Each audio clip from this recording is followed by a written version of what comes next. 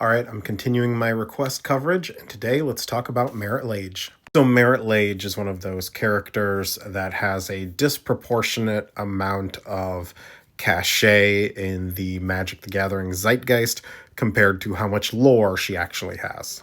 All we really know about Marit Lage is that about 500 years before the end of the Ice Age, a being known as Marit Lage acquired a great amount of power before being sealed in a crypt beneath the sea. She also appears in a bunch of flavor text, for instance, this one by Halvor Aronson, a Kildoran priest.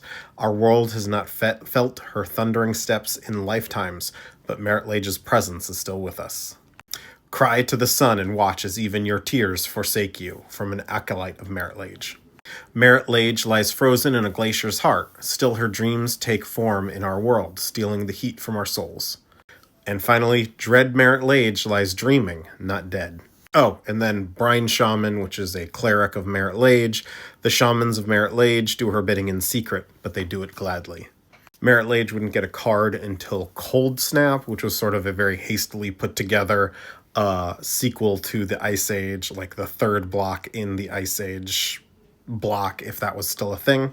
And because it was so abusable a card, and because it created a 2020 creature, Dark Depths became very, very well known. It's had new art over the years, as has her token, which is some sort of Cthulhu-like entity. And of course, she has a second card as a legendary snow enchantment called Marit Lage's Slumber. My podcast actually previewed this one. Now, the challenge with Marit Lage is that once Wizards of the Coast created the Eldrazi, it is very tough to do other cosmic horrors without people thinking they're Eldrazi. That said, because Wizards wasn't using her for any sets or anything, the alternate continuity of the Boom comics was able to use Marit Lage as their central villain.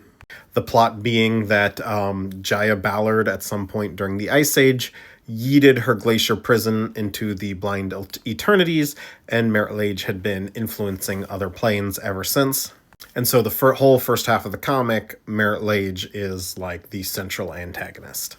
But as in terms of her appearances in canon, there hasn't really been very much. Everything we know about her in canon comes from either those flavor texts I just read you, or about one or two sentences from the novel The Eternal Ice, where in doing research about planeswalkers, Joda reads about Marit Lage.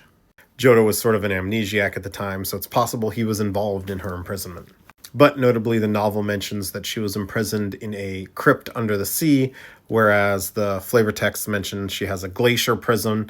Those aren't mutually exclusive, but I could see her having been imprisoned in a section of the sea that then froze over, or was magically frozen over in order to seal her in. Anyway, I love Marit Lage. I would love to get more Marit Lage in Magic. Because there's so little about her backstory, I feel like there's a whole lot of things you could do with Marit Lage. Anyway, I'm still taking requests. Let me know what you want me to add to the list.